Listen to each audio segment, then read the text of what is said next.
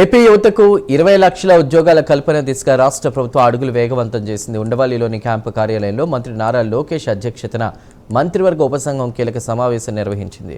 రాష్ట్రంలో ప్రభుత్వ, ప్రైవేటు రంగాల్లో ఇప్పటివరకు కల్పించిన ప్రతి ఉద్యోగాన్ని ట్రాక్ చేయాలని మంత్రి లోకేష్ అధికారులను ఆదేశించారు. నైపుణ్యం పోర్టల్ తరహాలోనే ప్రతి ఉద్యోగాన్ని ఆధార్ లేదా కేవైసీతో అనుసంధానం చేసి ట్రాక్ చేయాలని నిర్ణయించారు. తద్వారా పారదర్శక పెరగడమే కాకుండా ఎంతో మందికి ఉపాధి లభించిందనే అంశంపై స్పష్టమైనటువంటి గణాంకాలు అందుబాటులో ఉంటాయని కూడా తెలిపారు. ఇక ప్రభుత్వంతో ఒప్పందాలు కుదుర్చుకున్న 787 కంపెనీల పురోగతిని నిరంతరం పర్యవేక్షించాలని కమిటీ నిర్ణయించింది. కేవలం ఒప్పందాలకే పరిమితం కాకుండా పెట్టుబడులు వాస్తవ రూపం దాల్చేలా అధికారులు కృషి చేయాలని సూచించారు లోకేష్.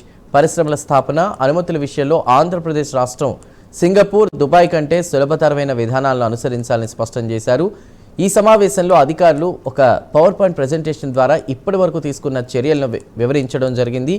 రాష్ట్రంలో వివిధ రంగాల ద్వారా ఇప్పటి వరకు సుమారు 6.25 లక్షల ఉద్యోగాలు కల్పించినట్లు అధికారులు వెల్లడించారు. ఈ సమావేశంలో మంత్రులు టీజీ భరత్, కొల్లు రవీంద్ర, పి నారాయణ, గొట్టిపాటి రవికుమార్, కందుల దుర్గేష్, కొండపల్లి శ్రీనివాస్ హాజరయ్యారు.